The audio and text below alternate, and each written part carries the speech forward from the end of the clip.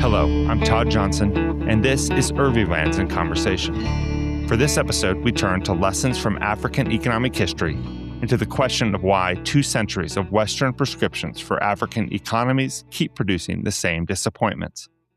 Dr. Bronwen Everill is a fellow of the Royal Historical Society and the former director of the Center of African Studies at the University of Cambridge. She has been on the faculty of the Princeton Writing Program since 2024. Bronwen's new book is Africonomics, A History of Western Ignorance, published in the United States by the New Press and in the UK by William Collins. It was shortlisted for the 2025 British Academy Book Prize and took second place for the BCA African Business Book of the Year. Bronwen moves from the abolition of the slave trade through colonial agricultural schemes to microcredit and mobile money, and shows how each generation of outside experts arrived convinced that the error lay with the generation before it. Bronwen is careful with the villain story. Western exploitation was real and sits at the core of the colonial experience, but she is more interested in what she calls the power of pity, the moral framing that traveled alongside the worst of colonial behavior and still colors how the West approaches the continent today. If you enjoy this and our other episodes, please follow us on your favorite platforms and like and subscribe on YouTube. A quick admin note, this is our last episode before a short summer break, and we will be back with a new conversation in September. We are pleased to welcome Dr. Bronwen Everill to Earlylands in Conversation.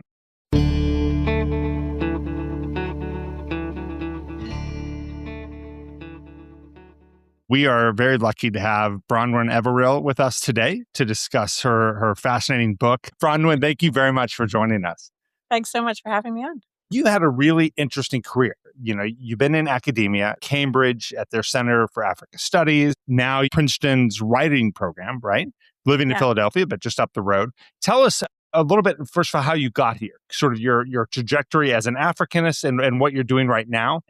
So I guess I originally came to African history through my interest in both imperial history and the history of abolition, and the sort of place where I saw those overlapping originally for my PhD research was in Sierra Leone and Liberia, which were set up as anti-slavery colonies in the late 18th, early 19th century. And as I wrote about in my PhD dissertation in my first book, they became a sort of site of moral and economic rivalry between the U.S. and Britain in the period before the Civil War. And that was sort of my first experience of African history. I came to it from this sort of imperial and American history side. But when I arrived in Sierra Leone to do my research, I quickly realized that I was going to need a lot more on the African history side. And then I did a lot of work in that field for a long time. But I think my sort of shift into wanting to teach writing as opposed to teaching sort of history content was that I was sort of led by 2 things. One was that at Cambridge, we're extremely writing led. Everybody who goes to Cambridge writes an essay a week in history and has a one-on-one supervision in which they discuss that essay. So they're writing a 2,000 to 3,000 word essay every week. And so most of my job, I found, was actually less focused on teaching content because they're sort of teaching themselves that content in the weekly readings that I'm assigning, and more focused on how they were communicating what they wanted to argue about that content. And I absolutely loved that side of what I was doing. And so, I was director of the Center of African Studies at Cambridge. And when it came time to think about where I was going to move next in my career, I thought about, are there other center, can I move into that space? But actually what I really loved about teaching at Cambridge was teaching that writing side of things. It was a weird time to move into writing, obviously, because it's like the same time as the rise of AI. But I think actually, in a way, that's even more important, what we're doing at the Writing Center, because we are, the writing program is focused on teaching all Princeton undergrads have to take it, and it's focused on helping them to understand the value of writing and the way that writing helps us to think through problems and to sort of create new research questions. Yeah, well, as a father of a soon-to-be college freshman, and someone, personally who absolutely loves writing, spent my whole life doing it, right? I do fear this generation. Do they know the magic of trying to arrange words on a page. Please give me something to be optimistic about. What are you seeing? I think one of the things that we're really focusing on thinking through at the moment is, I think a lot of students think of AI as being like an easy way around what is difficult about writing, right? Which is like Right. turning the thoughts in your head into something that somebody else can understand. And we are, trying to focus on how we emphasize that process, how that part of the process is not the end stage of something. It's not, oh, I've been thinking about this thing and this thing is really cool. And the communicating it is some additional thing at the end. Right. But we're really focusing on helping people to understand that that part of the process is actually how ideas move from something idealistic to something that can actually be communicated, and is the place where in our classes people can challenge the ideas, can push back on them, they get refined, they get honed. You have to provide the evidence that you're assuming. Your sort of writing journey to this book is that you were in Sierra Leone doing the research that you just mentioned, just days after the Lehman Brothers crash, right? Back in 2008, watching development economists kind of maintaining faith in the economy, even as the Western counterparts saw the world around them crumbling. And you described that contrast as really jarring. Is that the moment the book started? Yeah, I think that trip really seeded a couple of ideas for me, and it took a while for the Sure. book to emerge. I think what became very clear in that moment was the ways that people approached African economic issues were from a sort of idealized version of the West, right? Like the sort of Right. idea that the West works this way, and it works this way because it has this kind of knowledge, and that knowledge has allowed it to become rich.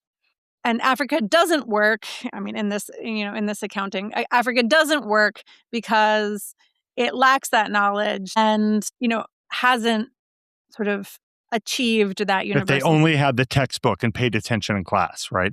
Exactly. Yeah. And so the book is fundamentally about the way that the West imagines that it has the knowledge that Africa needs, and that, the ignorance is the problem for Africa rather than that the ignorance is actually creating the problems by trying to fill in these gaps that don't exist. So I think seeing that lack of self-reflection in the ways that people were trying to rebuild Sierra Leone and Liberia's economies, and the sort of lack of understanding of our own knowledge gaps, was really the thing that started me thinking about the way that Western economic ideas are deemed to be universal and African economic ideas are deemed to be, cultural, backwards, etc., rather than seeing that Western economic ideas are in themselves really grounded in a particular place and not actually necessarily the universal standard. Walk us through then sort of your sense. I mean, I think probably a number of people listening to this are well aware of sort of the world of development economics in Africa and the Washington Consensus, et cetera. But give us a sense of what those Western models are, right? And what you're saying we're not fit for purpose for the continent.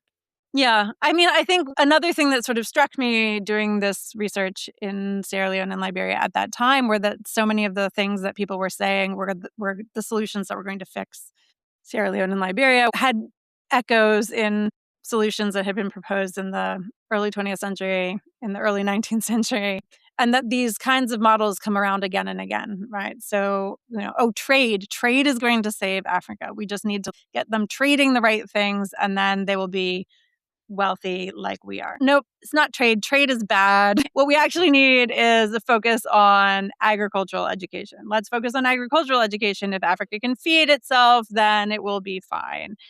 No, we really need to revisit trade again. So there are these back and forth loops. So they're really grounded in what Europe thinks it just solved about its own understanding of the economy, right? So when Europe is having a crisis about its own agricultural production and it thinks that it's sort of solved that, then it turns to Africa and says, okay, what you guys need is to focus on agricultural production. When it's having a crisis about how to educate the working classes at the end of the 19th century, then it turns to Africa and it says, okay, you need industrial schools. Industrial schools are the solution, right? And so the models are not fixed. The models change over time, but I think what ends up always happening is that the models reflect some kind of problem that Europe just thinks that it's just solved, or America thinks it's just solved. Right. You use a phrase that, in the book about African economic traditions are sort of generally ignored or have been ignored, right, in this period, particularly sort of during the colonial era and the post-war era. Tell us what you mean by African economic traditions.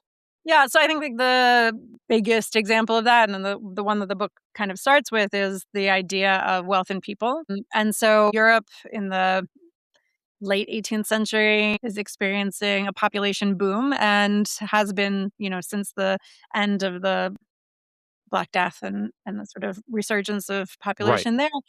People are expendable. People are cheap. Labor is cheap. Right. What is not cheap in Europe, as a consequence, is land. Land is very scarce and valuable. Africa has almost the inverse. So in Africa, there's a huge amount of available land, which is complicated. It's not like terra nullius. Just there for the taking. Yeah. No, but it's the same in Europe. But compared to Europe, there's much less population for the land that is available. And that means that it's labor that's scarce. And so people are what is valuable. And that sort of manifests in a variety of ways. One is that there are sort of, I guess, what you would call like big men who have a lot of clients, right? And clients are people who depend on this. But he also, demonstrates... So the classic patronage networks or neo-patrimonialism, right? Yeah. Exactly. So having a lot of dependents is a sign of wealth. Having a lot of enslaved people is a sign of wealth. Having a lot of wives is a sign of wealth, right? All of these things indicate, having people equals wealth. The Europeans can't really read that when they arrive. They don't really understand that that is a way of seeing wealth. All they see is land that's going unused, which to them reads as the Africans not understanding this land abundant wealth that they must have, that they're sitting on, right?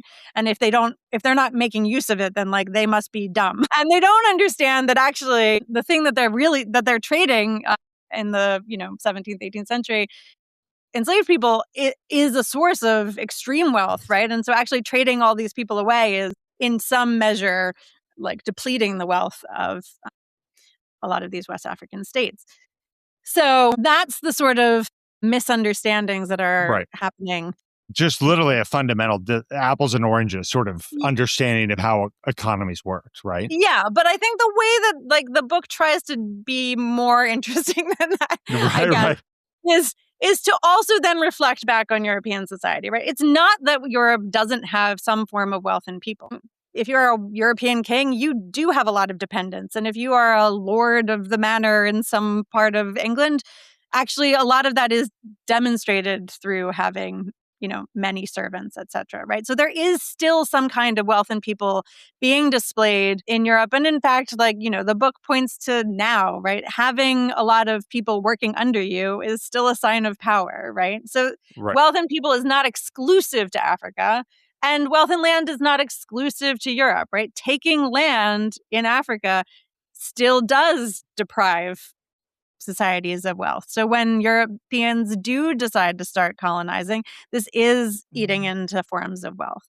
So I think partially it's this sort of misrecognition of where wealth lies, but also it then manifests in sort of, okay, now we understand it. Totally. We've got it. We'll just do this other thing instead. Well, okay, but you're misunderstanding it there as well. So how does your argument, because it's obviously, it's much more nuanced than just this straight colonial villain story, the King Leopold, just the monstrosities of the colonial era, right?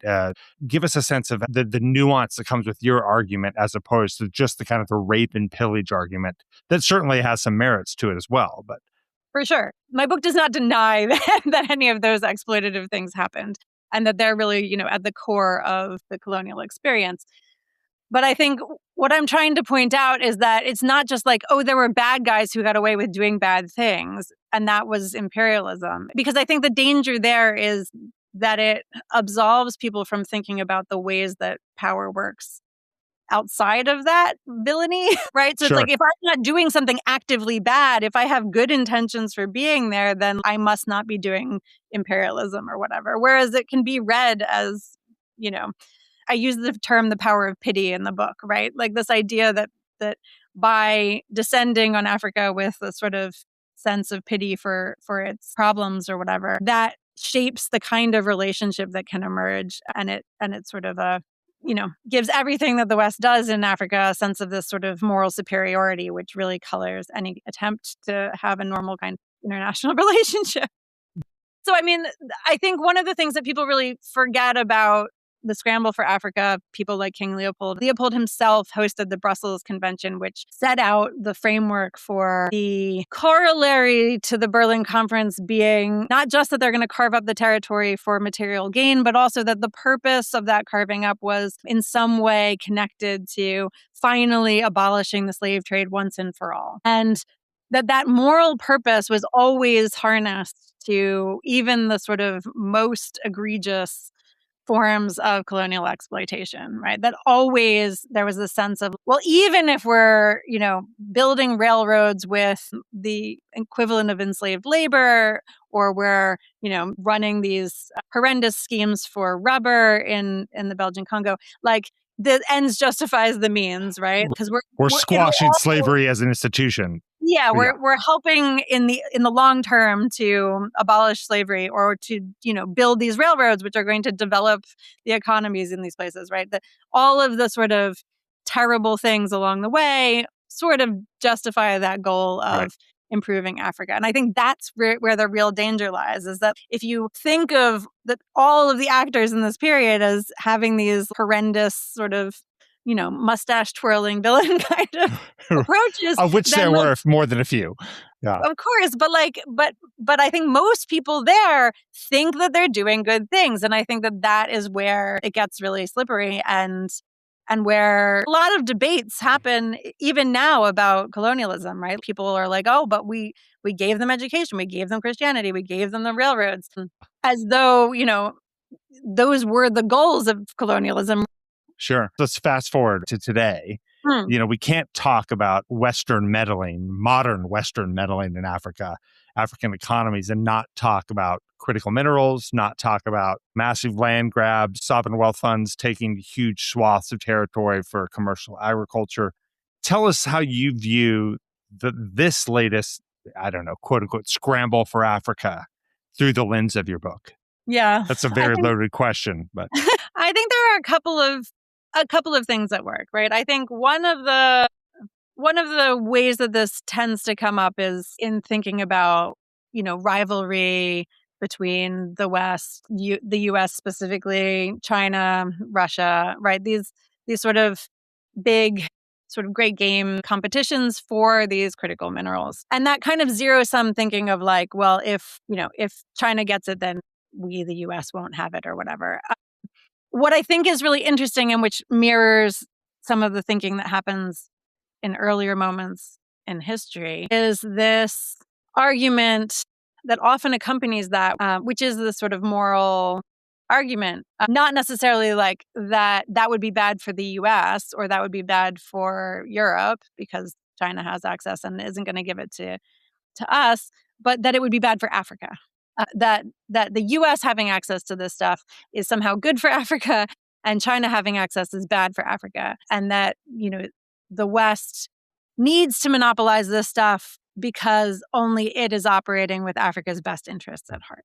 Right. Whereas China doesn't really care, or Russia doesn't really care. They'll empower the wrong people, or they'll just do it for themselves. And so I think that's just something to watch out for. I think probably the US and China are doing it for the same reasons, which is access to those minerals. And I think doing it in Africa's best interest, or, at least the US would be focused on development while it does it or whatever, is very much the same kind of language that was happening at the scramble for Africa. And so I think being aware that, those kinds of power plays are no better for Africans if the US does it than if China does it just by virtue of the U.S. doing it The versus China. passport of the person who's buying the minerals, right? Yeah, exactly. Neither of those is actually thinking in Africa's best interest. One of the reasons that the scramble happened when it did was because actually the African players were playing the various powers off against each other for the first time since the mid 18th century. Germany was on the scene, France was on the scene, Britain was on the scene. There were other questions about whether the US was going to get involved. And that kind of competition really scared the European powers into colluding with each other in order to not compete with each other, right? They didn't want to compete with each other for the price. They didn't want to give African states the power over pricing. And I think something similar happens now, right? If China's entering the market, if Russia's entering the market, if various European states and the US are competing against each other, then there is a lot of power for African states to set the price for these kinds of minerals. Yeah, I would not argue, but I would just say certainly you can't argue with the fact that Africans have much more agency now, of course, than they did in 1880 or 1890, right? I mean, looking at the DRC or Zambia or Mali or Zimbabwe, where African governments are very much setting the sort of the tone of the debate. Do you think that has fundamentally made a difference, or the power imbalance is still as fundamental as they were in 1885?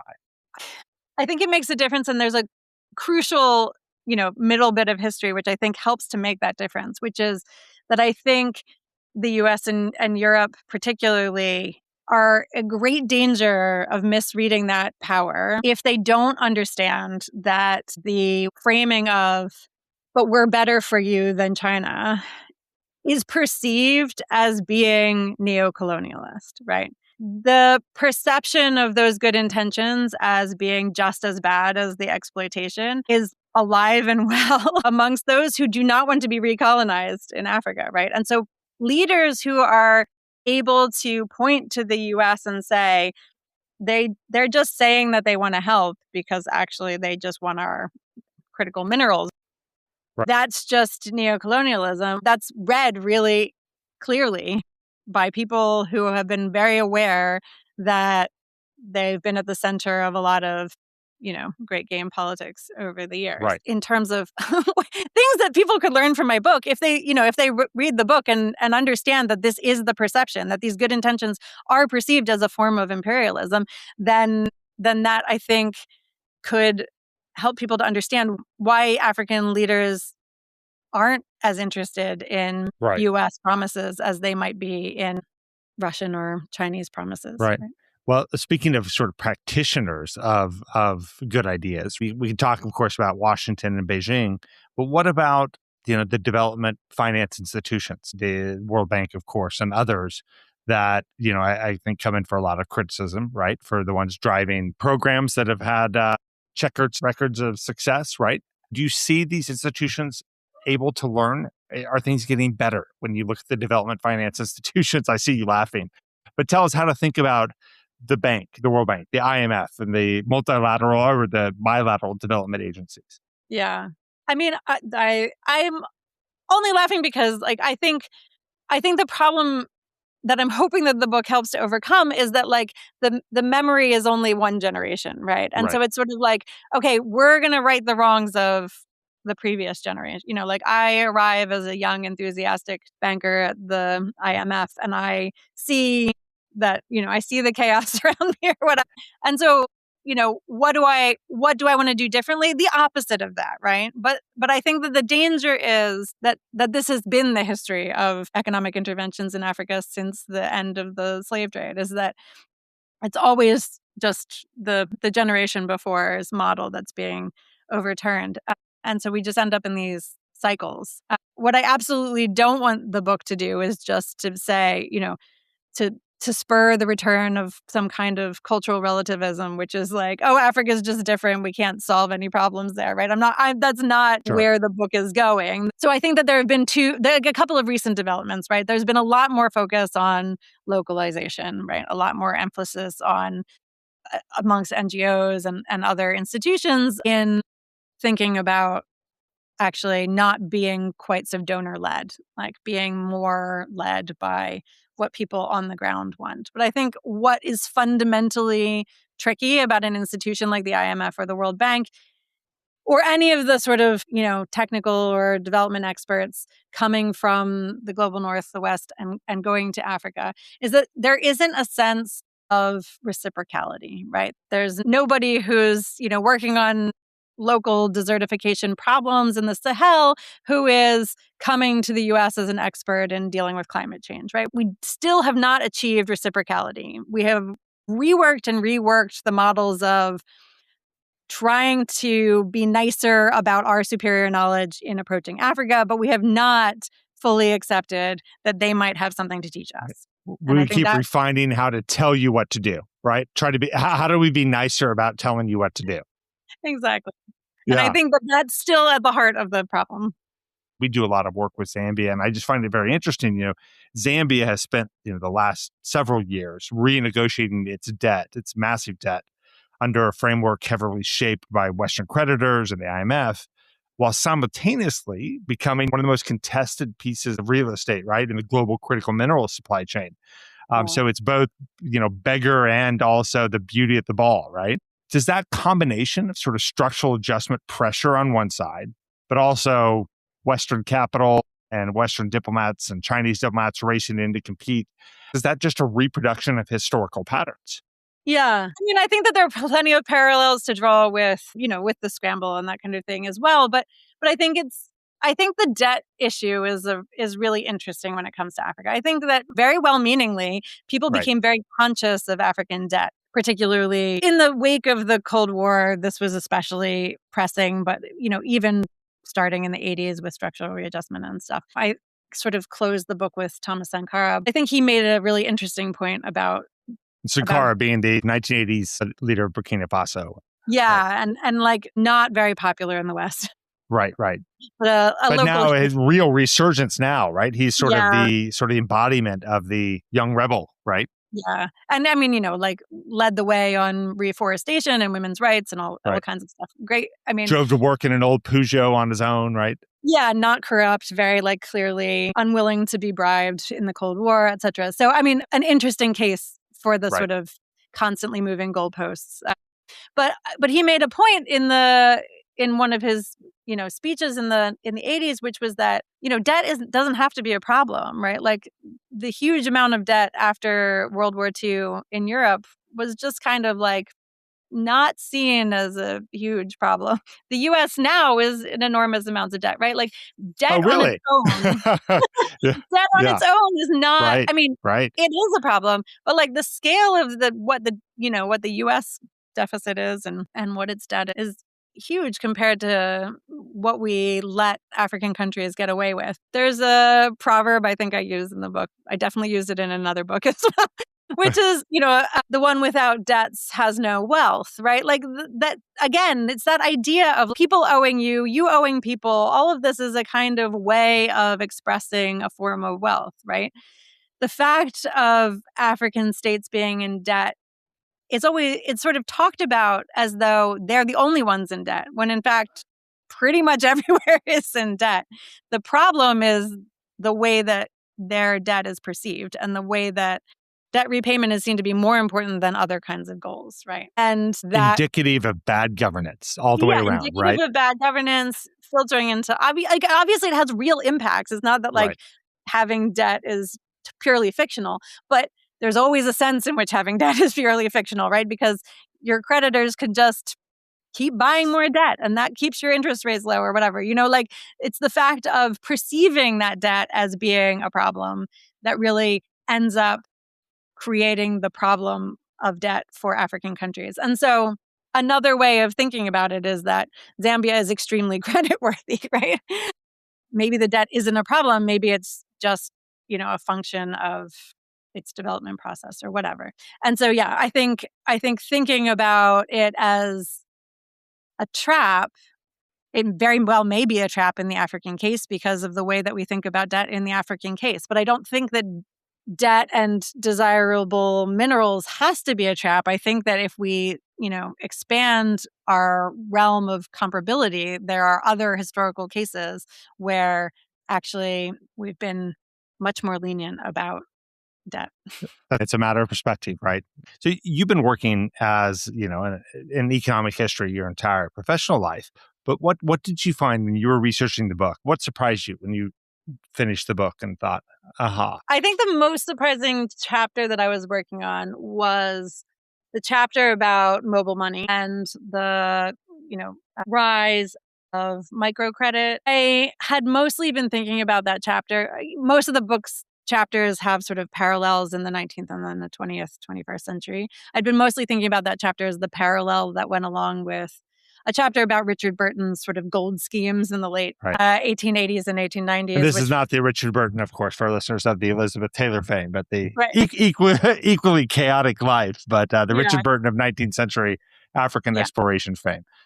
Yeah. And that's like my favorite chapter in the book. And I was thinking about this as like the parallel to that, so there's lots of hope for microcredit as a way of incentivizing businesses. There's and then there's sort of like links between that and some early crypto schemes, mobile money, all of these sort of things floating around in the 90s and early 2000s.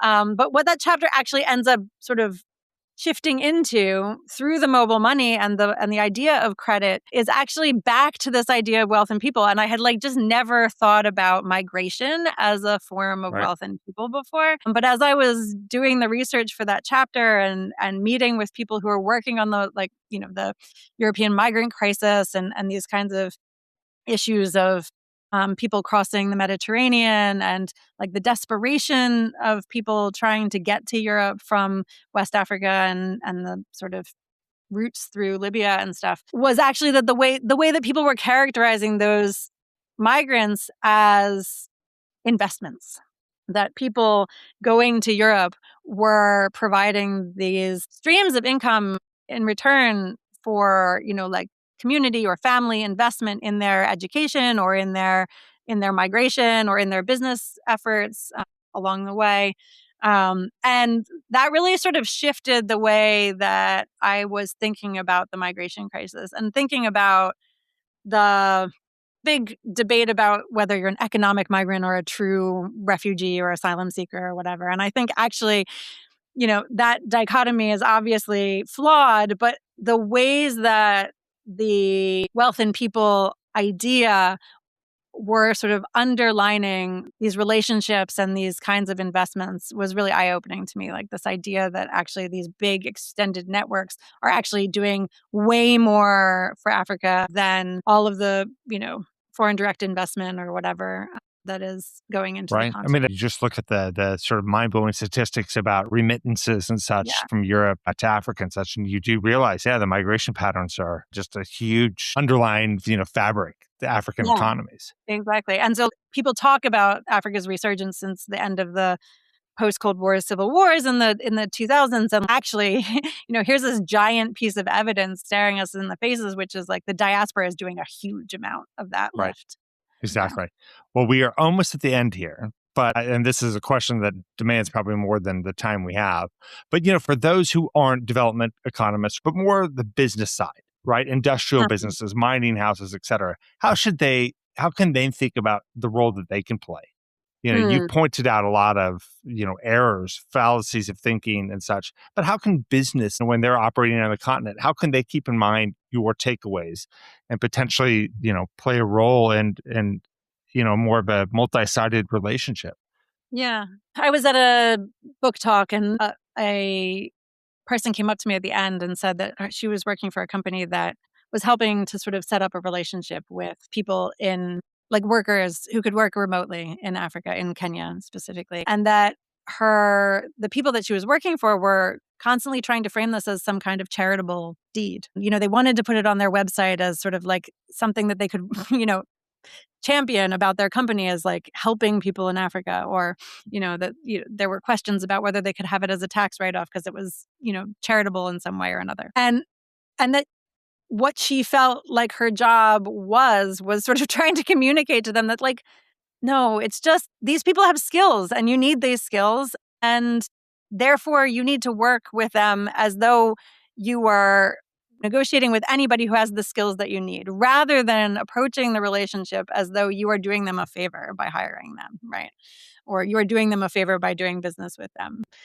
And so I think a big part of it is trying to sort of extract that sense of any business that is done in Africa is somehow some kind of charitable enterprise because it is, condescending to do business in Africa or whatever.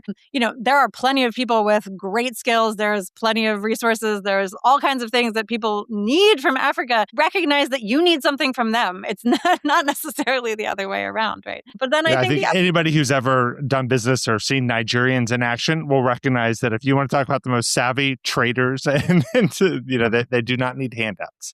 Exactly. And I think, so then the other part of that picture, I think, is basically is also that corruption side, right? The sense of always being wary of being scammed, right? That there's this sense of like, oh no, my misunderstanding is not, is actually them trying to pull the wool over my eyes or get something out of me. Like every business is, they have interest. They're trying to get something out of the relationship, right? And so I think the two things that tend to color this relationship are that feeling of pity and that sort of wariness about corruption or Right. scams or whatever. And I think, those are powerful stories that sort of filter into the way that we think about the continent. And they have, since people started to become aware of the sort of problems of the slave trade. So I think trying to step back from them and trying to remember, like you're doing business with people and people are people, right? Right. Rather treat than Africa like any other new market. Exactly. You have to learn to understand it. Yeah. But it's certainly not charity. It's a two-way street, right? Exactly. Yeah. Well, last question, and we always ask this question. Suggest for us for the nightstand 2 to 3 more books. I mean, I can think of dozens right now that are kind of in this space that are wonderful to read. But what would you recommend for somebody who wants to go deeper on either sort of the topics that you've discussed, or more broadly, just sort of Africa in general, or even broader development economics? Yeah. So I always recommend Anansi's Gold, the Ipoka Yibo book about the sort of, so having just said it's not all a scam, about the Ghanaian scammer who has connections to Philadelphia as well, at the end of British rule in Ghana and through the 70s. And it's just a really beautifully told, empathetic and fascinating story. And I just love that story. The book that I mention a lot in Africonomics, which sort of was maybe an inspiration, at least for certain parts of it, is a book by Calypso Atkins called The Moon is Dead, Give Us Our Money. She's a South African historian, and it's all about the ways that workers and farmers in 19th century South Africa just like completely misunderstood each other. And I just think it's a really fascinating example of that kind of misunderstanding at work. And it's a really well-written and super interesting book. Do you have a third? It sounds like you have a third. I have a third. Polly Hill was a economic development expert, historian, anthropologist in the 60s and 70s and into the 80s, I guess. And she wrote a book called The Migrant Cocoa Farmers of Southern Ghana, which sounds extremely dry. But she is like one of the spikiest writers. The book is all about sort of entrepreneurialism and like what she calls indigenous capitalism in Ghana in the post-colonial period. And she also wrote a sort of polemic about the failures of development economics, specifically in that modernization period. So highly recommend some Polly Hill if you're interested. I've never read any of her work. You coming from a writing institute, I love the fact that you rate her spiky writing. So it's really fun. She's good. Very well, that's always good. Well, Bronwen, thank you very much. You've done a wonderful job of unpacking a hugely complex topic. I can't recommend more highly Africonomics by Bronwen Everill. It's easily available on all your favorite outlets out there. And it's a great read. Probably about every third page, I was doing wow, I didn't know that sort of takeaway. So I can't recommend it more highly. And thank you so much for joining us. Thank you so much for having me on.